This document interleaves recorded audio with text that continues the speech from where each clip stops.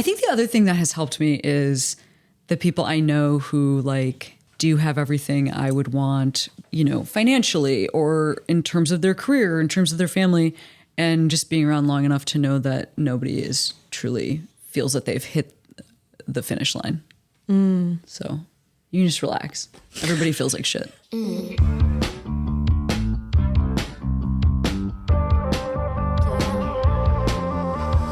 Y'all, stop stressing about your website and just use Squarespace already.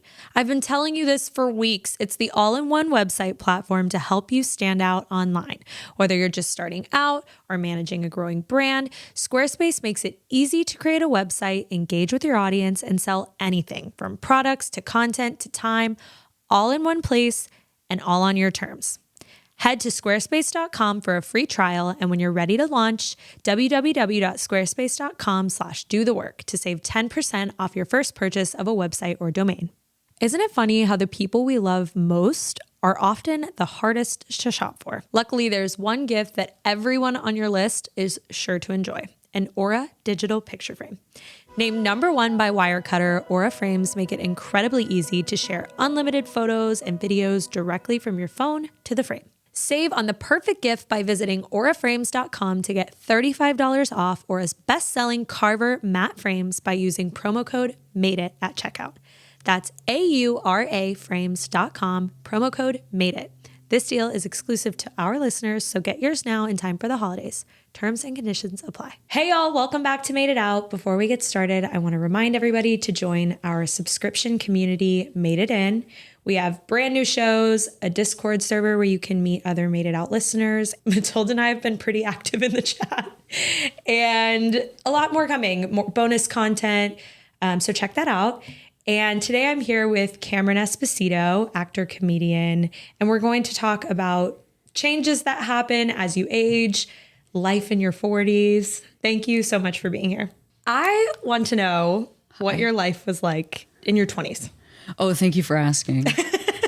So I was a theology major in college, and then I got my first job working professionally in comedy the day after I graduated from college. Wow. And so already 22, a lot going on. Yeah. What did you think you were going to do with a theology? Become a Catholic priest, which is unusual since you literally can't be if you have an F on your driver's license. But I'm very charismatic, and I lived in Rome for a while, and I thought the Pope would meet me. Yeah. And make a change. Anyway. But yeah, no, so I like already had a lot going on, and I worked at like schools for a while during the day and comedy at night. So I just worked 80 hours a week and had a lot of energy, and I was dating I was dating a lot of people. Were you out? I was out after college because I went to a college where you could be kicked out of school for being gay. But I was dating my first girlfriend during that time anyway. Wow. But after school, I was dating women and then like trans masc folks. Although at the time, like in my communities, that's not necessarily something that we had like a great word for, which is awesome to now have more language. But yeah, so I was dating around a bunch, but like serially. Like everybody's like my very serious girlfriend, but like for 2 months. And like for a while, like there was a period of time where I was like dating a much older woman, and then like it was kind of like this. Like I was dating a much older woman, and she referred to me as her pool boy. It was like this. Okay. She didn't have a pool. So it was like that. I joined the circus briefly in my mid-20s. Wait, what? Who the fuck am I talking to? This is what I'm trying to say. When y'all are like, what topic can you talk about? And I was like, being mildly older. And it's because I already did it. Like I already had a 20s. I already had a 30s. So yeah, I was in the circus for a bit. I was dating a clown, and she was in an open clown marriage with another clown. But then Wait, I cannot fucking deal with this. They broke up, and then that clown started dating my best friend who told me she was in love with me, and I said, I don't feel the same way. They started dating secretly, and then I had to find out about that. But I didn't really care. It was just weird that they were keeping it a secret. Anyway, it was like that. And I was also then, I was a stand-up comic, so you know, I would ride my bike around Chicago, and I don't really drink that much, but I was trying to drink at the time because it was like, because I was trying to fit in with other comics, and it made me have such a tummy ache. So I would ride a bicycle with a backpack, but in the water bottle holders, there were 2 bottles of Pepto-Bismol that I would just drink out of. So that's sort of what I was like in my 20s. You truly lived your 20s the way you're supposed to. Yeah. Experimenting, trying things on for size. Do you feel like, because it sounds like you came out a little later. I don't know. I mean, again, it's like some of this is also like a generation gap, because in queerness, there are so many micro generations. So like I came out out to my friends and family probably at around 22, which at the time was not late. Right. It was like almost early. Wow. And now I know, like, when did you come out? I came out at 27 fully. I don't know how old you are, but like, I think that changed, you know, like, cause I think I also knew people who were coming out at 27. But I didn't know anybody that had come out at like 15 or that had come out at 18. When do you think that changed? Well, marriage equality didn't hurt. I mean, the same week I graduated from college, I lived in Boston. I was going to school in Massachusetts, and Massachusetts became the first state to legalize same-sex marriage. And so my first girlfriend and I, who had to be closeted at school, went and we watched the first couples get married and walk out of City Hall.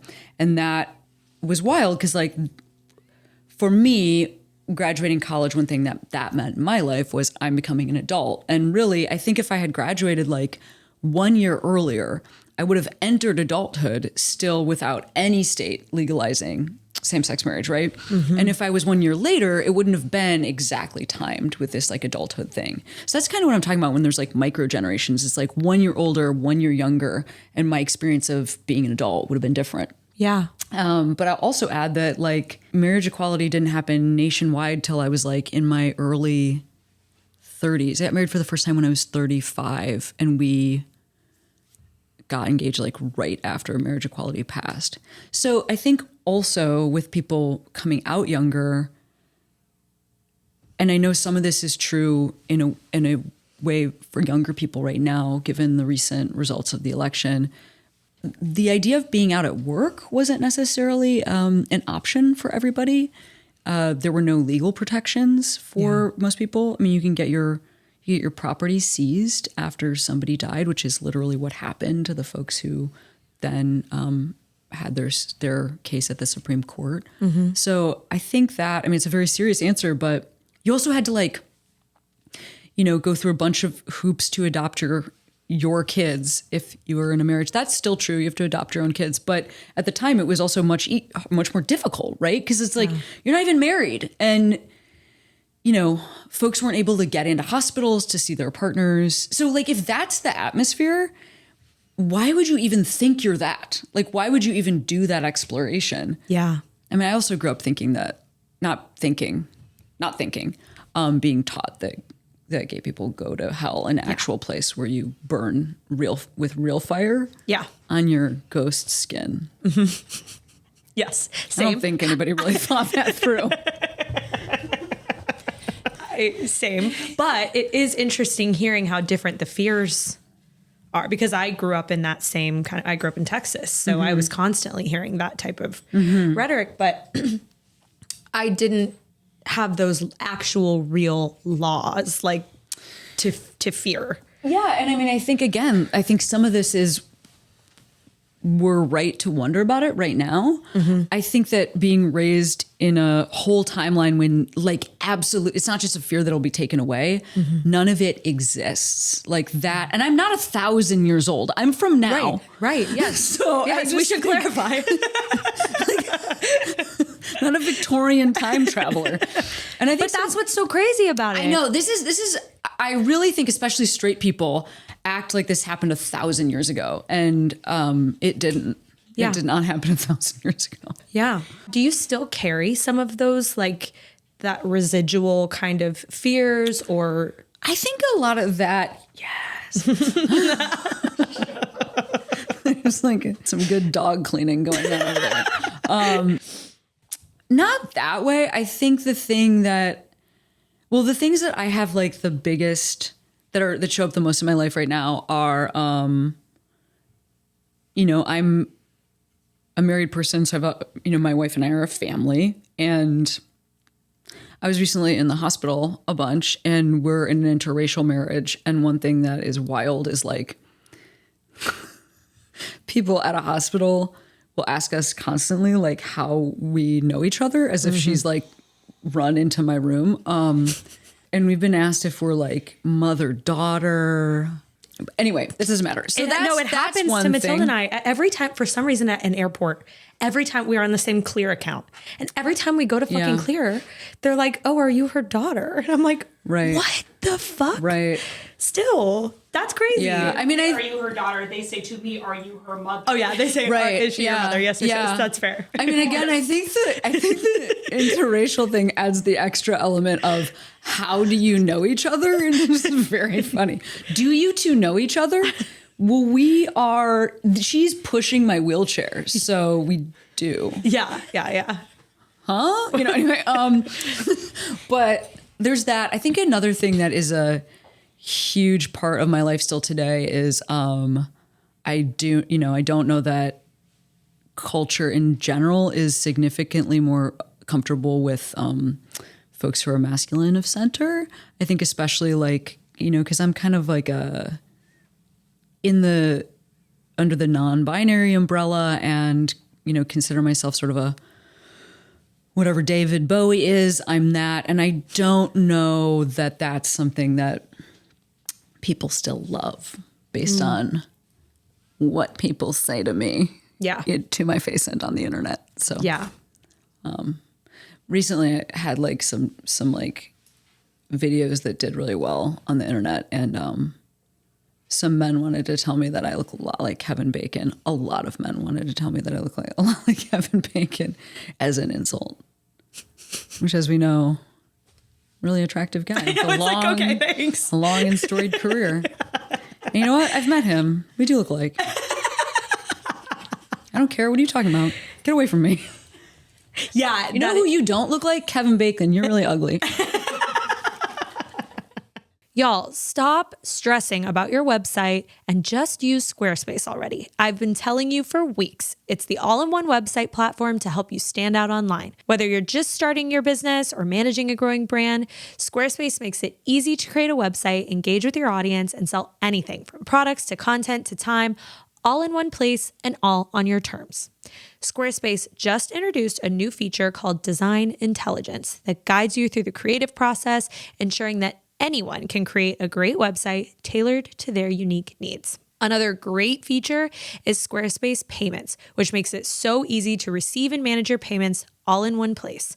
Onboarding is fast and simple. You're literally just a few clicks away from your money. And I can't forget to mention, you can connect all of your social media accounts to your website in just a few clicks as icons, direct links, or embedded feeds to extend your brand's footprint. Okay, check out all of these amazing features and more by heading to squarespace.com for a free trial. And when you're ready to launch, go to www.squarespace.com/dothework to save 10% off of your first purchase of a website or a domain. Isn't it funny how the people we love the most are often the hardest to shop for? Luckily, there's one gift that everyone on your list is sure to enjoy, an Aura digital picture frame. Named #1 by Wirecutter, Aura frames make it incredibly easy to share unlimited photos and videos directly from your phone to your frame. And when you give an Aura frame as a gift, you can personalize and preload it with a thoughtful message and photos using the Aura app, making it the ideal present for long-distance loved ones. It's a gift so special, they'll use it every day. We take thousands of pictures every year, and sometimes it's like, okay, what the hell am I going to do with all these pictures? And the Aura frame is the perfect way to put them all on display and share them with your friends and your family. Save on the perfect gift by visiting auraframes.com to get $35 off Aura's best-selling Carver matte frames by using promo code MADEIT at checkout. That's AURAframes.com, promo code MADEIT. This deal is exclusive to our listeners, so get yours now in time for the holidays. Terms and conditions apply. What shifted from your 20s to your 30s? I moved to Los Angeles. Because like right around my 29th birthday, because I'd had a ton of success first in Boston and then in Chicago. I like did the biggest jobs you could do in Boston. I did the biggest jobs you could do in Chicago, but there wasn't really industry in either of those places. So I was really known locally, but there wasn't like a huge financial what's the word I'm looking for? Impact in my life because of that. And I moved to LA. The thing I first thought of was like, oh God, maybe someday I could own a couch. And so I decided to move. Big dreams here in LA. So I decided to move to LA. And that changed a lot of things right away. LA's not a drinking city. At least it's not for me, which I love. I don't really care about that. And, you know, people are pretty serious. People go to bed early and get up early in the morning because they have to work, because they're, you know, they do a goof around job, but their goof around job is actually pretty serious and they're contractually obligated to goof around pretty early in the morning. And, you know, I like that there's a lot of creatives and artists out here, but it's a different, I love that I grew up somewhere that art meant something else, which is like dirtbag, you know, Pepto-Bismol guy. But like, I also like that now my life, art means like financial stability and a community of people who are really successful at what they do. So anyway, I think that impacted my behavior a bunch. Also, I was dating the person who became my first spouse. And so for the first part of my 30s, we were together, which also meant that I wasn't dating 9 million people back to back because I was with him. But do you think that shift came with your 30s? Yeah, I think in a lot of ways it did. I've had this experience also in my 40s where I'm trying not to lap myself. And I think I just had gone through so many of the boxes in my 20s that I was like, okay, so I'm either going to have repeat experiences or I'm going to have a new experience. And I don't even know that this was conscious, but yeah, I wasn't trying to like date people forever. I was then trying to have the experience of like, what would marriage be like? Or I wasn't trying to be lost in like this sort of darkness of the stand-up world forever. I was trying to, you know, have a daytime job. And I think a lot of that is that I already had done it. I know some people might not have had that experience. And so I'm sorry for them.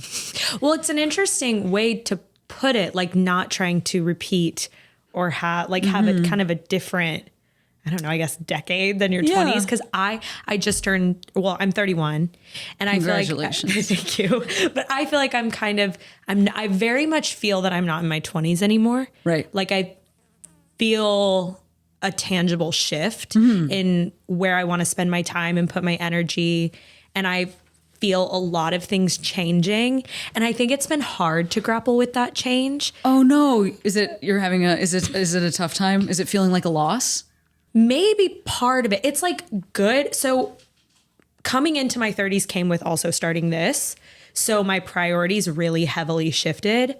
I'm also in like a serious relationship. We own the business together. You know, it's like it's kind of one of those things where it's like a lot of things happened at once and then it's everything else really slowed down. So like constantly being with our friends and going to the nights out and doing all the dinners every week became like, no, we're working and we're building this thing and we're starting a life. And yeah, maybe it has felt a little bit like, oh, my heart hurts a little bit that I'm missing out on things or, you know, but I know it's for something better. Yeah. I don't know. I guess I'm just wondering if that's like the natural shift. And does that get like more intense? I don't know. Oh, I mean, I think it does. Yeah, I think it. Well, I mean, I hope I am. And I also hope for most people that we're not living the same lives in our 40s that we are in our 20s. And like conversely, hopefully not in our 60s that we were in our 40s. Yeah. You know, I think, again, I may have had some unusual access to some wild experiences because of the job I chose. And I think also queerness affords some access to unusual experiences where a lot of people I knew or grew up with who were straight people were like having kids when they were 26 and I was in the circus. So right. Why do you think it's just because we're already like okay, we're doing something outside the box, and then that opens our minds to other experience. I think having children is really expensive if you fair. need help. Yeah. And I think for people that, and there's certainly people who are in straight cis relationships that need help, but I think having kids when there's a barrier to entry, it's like you need a shit ton of extra time. You need amazing insurance. You need a fucking ton of money. And even with that, it might not work out. Or like if you're using, for instance, help from a friend, like you literally have to draw up paperwork. It's so fucking complicated. So I just think that is a huge reason that we're not having kids in our 20s. So fair, yeah. Bank account wise. Yeah, I think there's also, we have an interest in sort of like a nightlife historically as a way of finding community where like straight people could go to work and like their work community, just it's a percentages thing, might be a lot of straight people and they might meet the other straight folks that they want to then have double dates with their partner or whatever. But like for us, and I know some of this is also changing for like a younger generation where like a lot more people are identifying as queer or pan or bi and rad, still like to find somebody whose life mirrors your life. That's historically something we've done outside of our homes. Yeah. And outside of work.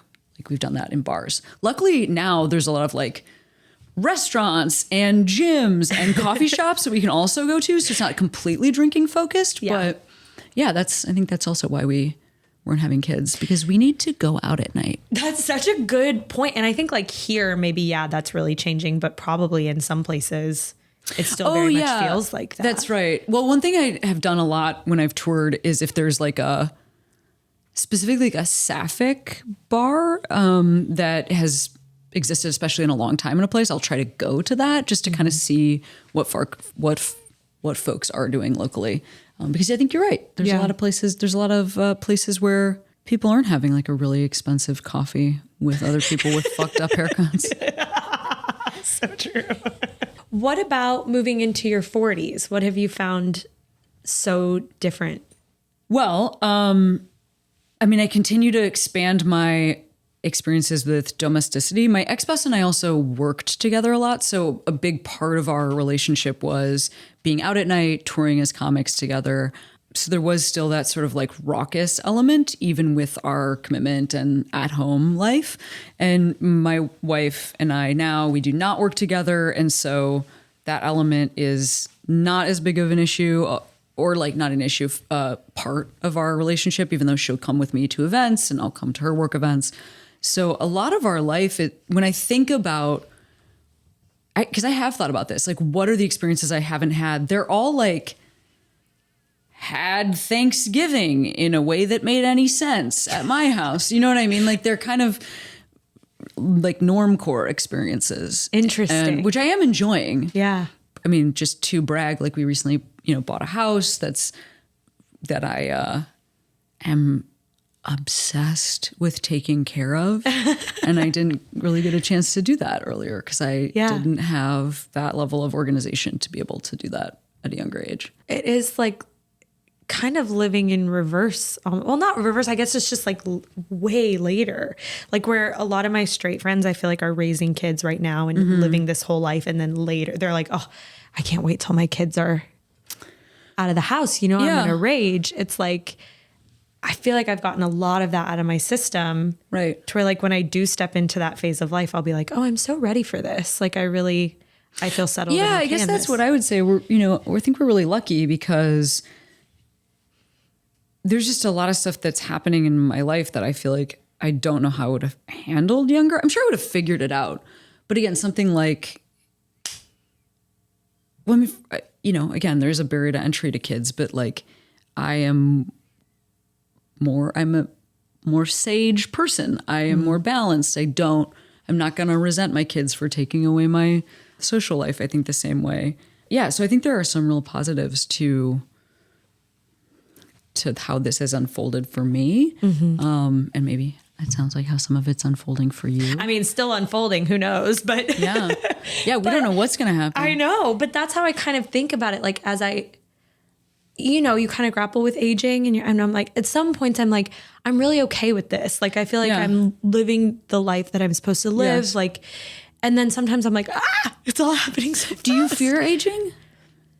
I don't think I fear it like other people fear it. Like, I think I'm okay with it. But I think where I fear it is like, have I accomplished enough? Have I done enough? Especially as Matilda and I get kind of closer to this, like, we're going to freeze our eggs next year. And, you know, we're moving toward this kind of life. And it's like, wait, but we just started this. Like, have I accomplished enough to have a kid, or just like period?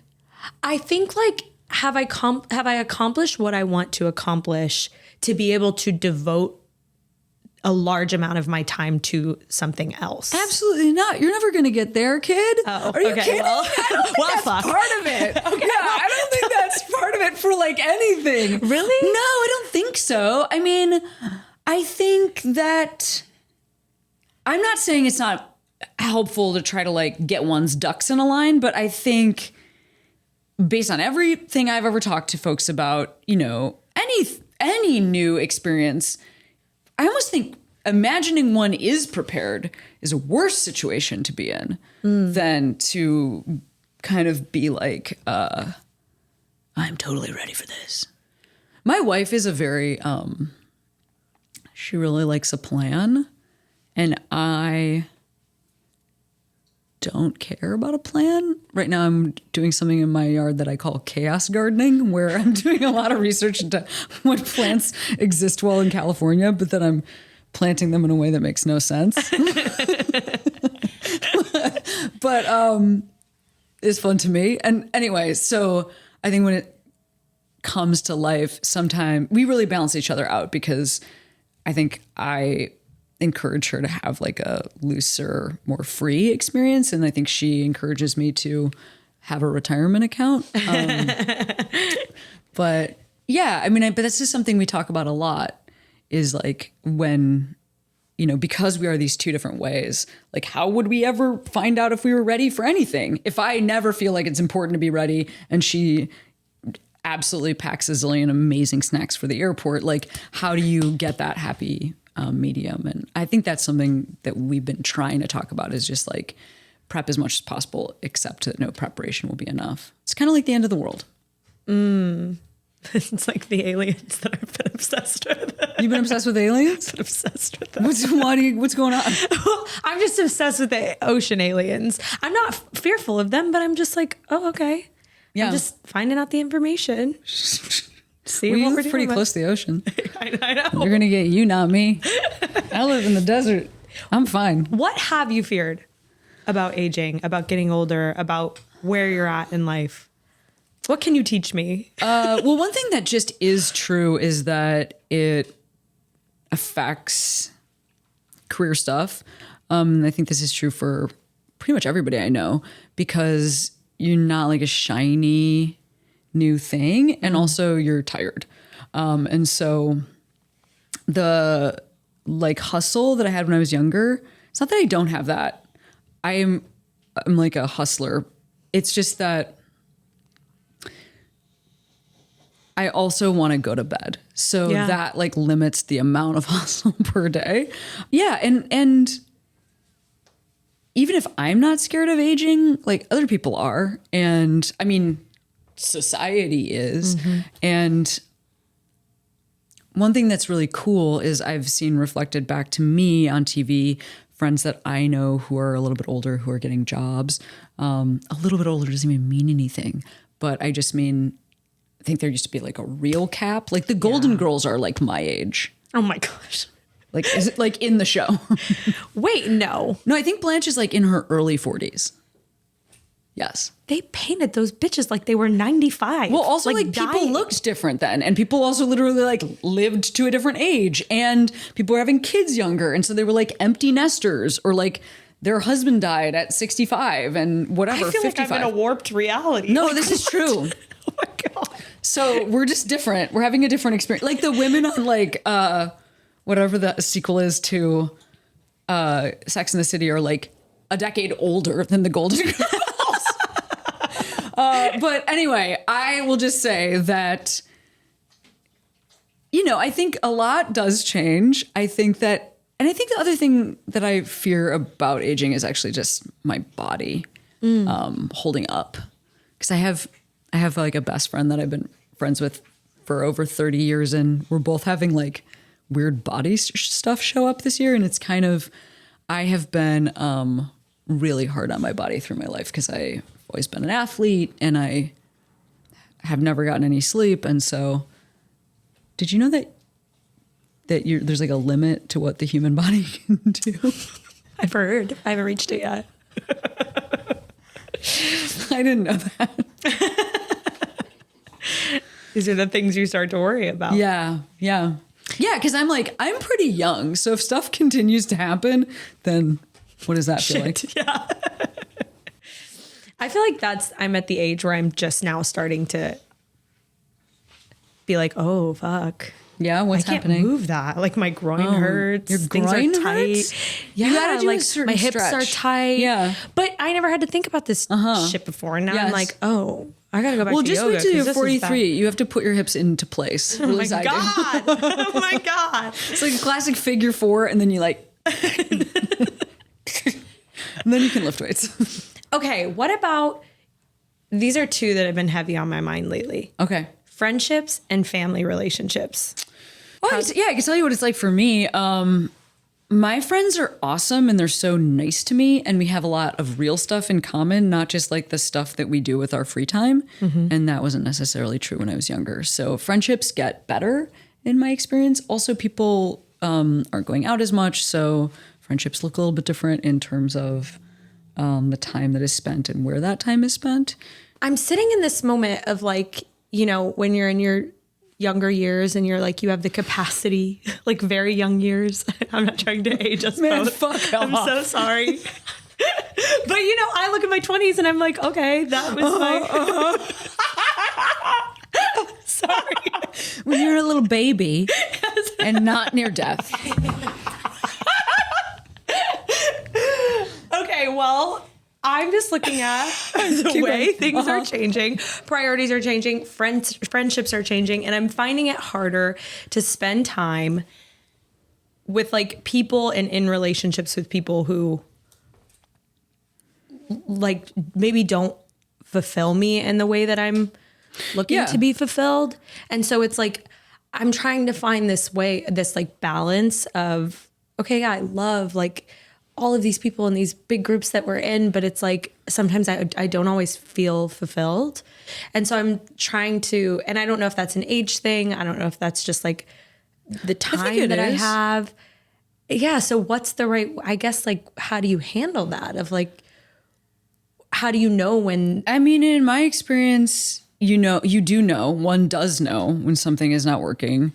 Even if it takes a minute, you do eventually. And I think there's like a mourn that and try to move on. And I think it's that thing of like, there's a reason or a season for all relationships. And also stuff can come back around. Like stuff cannot work in the moment and then work again later. I think, unfortunately, / it's also okay, there doesn't seem to be I've like found all my friends. And so then that's just like, then I've like reached a plateau that's never going to change. It feels like it's a lot more like, it's like the ocean. It's not a mesa. And so, even like, this is my experience. It's like a best friend and things are amazing. And then like 3 months later, that person's not in my life at the same degree. And people go in and out of relationships. They go in and out of jobs. They move away. And I think when we're younger, that is a little less true. It's like this big community that you're rolling with all the time. But I don't think that stays the same. And I think that's true for everybody. And it's not that it's not sad. I think that actually changes a lot more than relationships, like romantic relationships. I think friendships change, like swap in and swap out and fluctuate a lot more than a romantic relationship. in my experience. Yeah, it's interesting. It's like becoming comfortable in just this ever changing, which can be lonely. Yeah. There's like I think a fear around, will I ever have anybody in my life again? Yeah, I think that can be really lonely, but I think it's really normal. And in terms of family relationships, I think the biggest stressor is just watching one's parents age is hard. Yeah, that's like my biggest, I think, fear that keeps me awake at night. Yeah. I'm just like realizing that time is passing. Right. And I'm not near them. Like I'm not in a close proximity. That doesn't ever get easier. Yeah. It's so much guilt and like fear associated with that. Yeah. I think I also just like want to know what it's like in their new phases of life too. And I haven't lived at home in like, over a decade. And so, yeah, I don't know what their sort of daily life is like in this new phase for them either. Yeah. It's just like the passage of time that is scary to me, I guess. And I keep thinking that's going to get easier. And I keep thinking, well, it certainly isn't going to stop. Yeah, I know. So I'm like, help me. Acceptance is the key to all our problems today. It's not like I get that. It's not like I feel amazing about that every day. I think the other thing that has helped me is the people I know who like do have everything I would want, whether it's, financially or in terms of their career, in terms of their family, and just being around long enough to know that nobody is truly feels that they've hit the finish line. So you can just relax. Everybody feels like shit.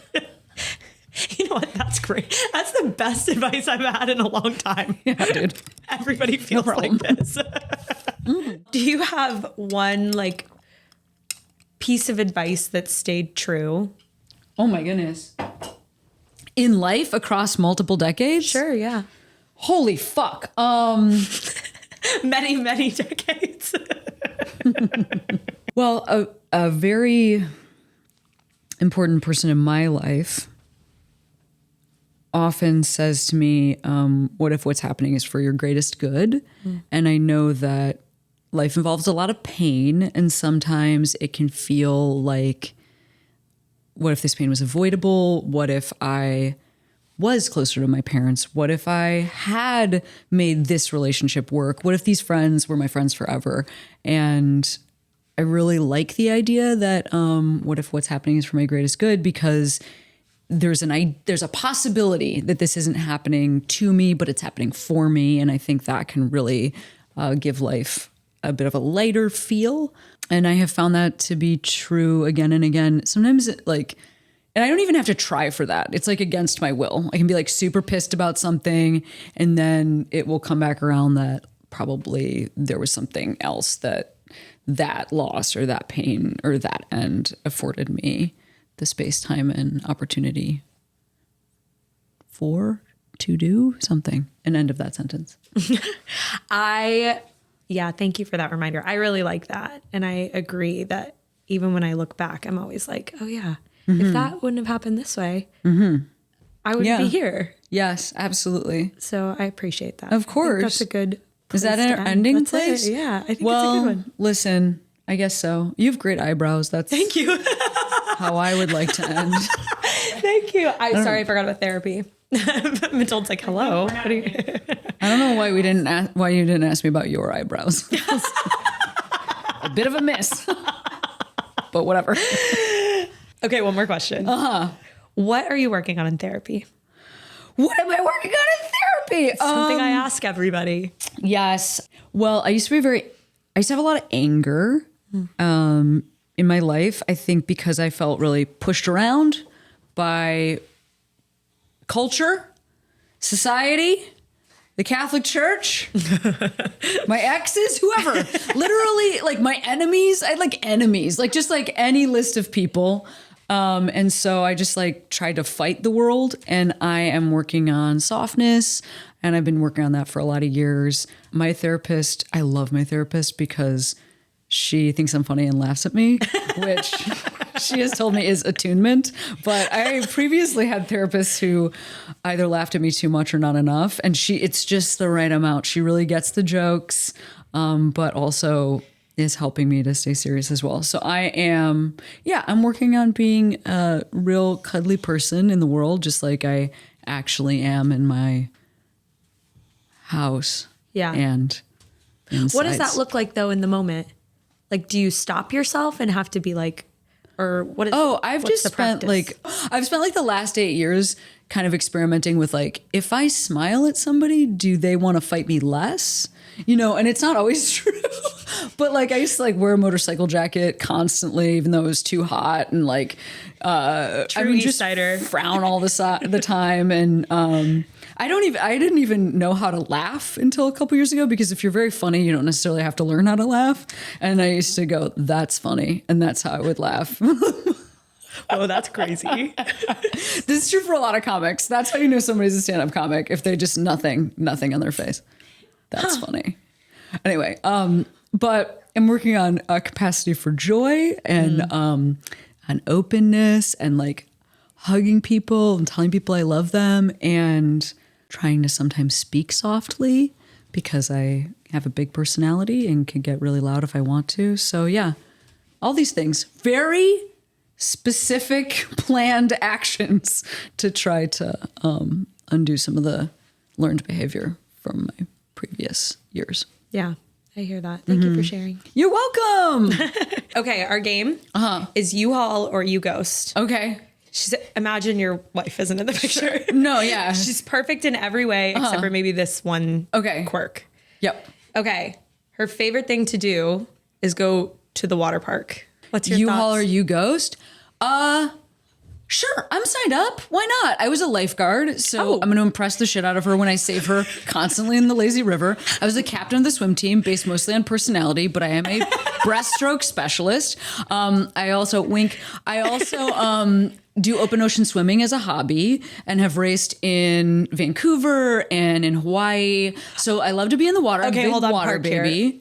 I also would be into the water park because I'm really reckless with my body around water. Like I was in Costa Rica for a wedding where everybody else could surf but me. And I was like, but I am still going to surf with you.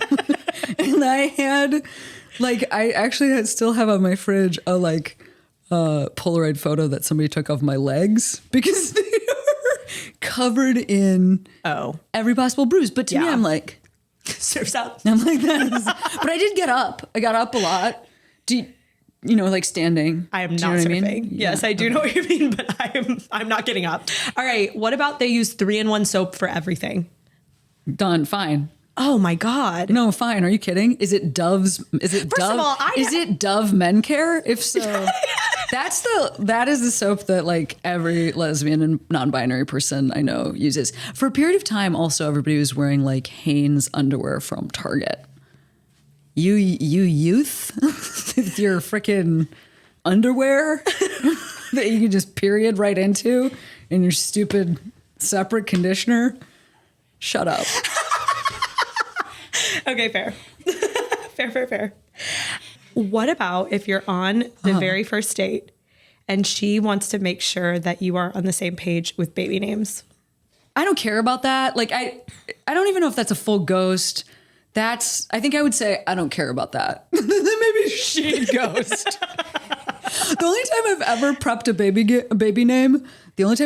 baby name was with my first girlfriend, and she actually has a ton of kids now, but the name I wanted our child to have was Belinda Carlisle, whatever our last name was. That's the name of a musician that was popular before you were born. Anyway, it doesn't matter. Keep going. Okay. Matilda and I can't decide on any baby names, so maybe if we would have gotten to that earlier. You don't have to. Who cares? We'll call them figure it out. Different. They'll grow up. They'll figure it out. That's true. Can you tell people where to find you?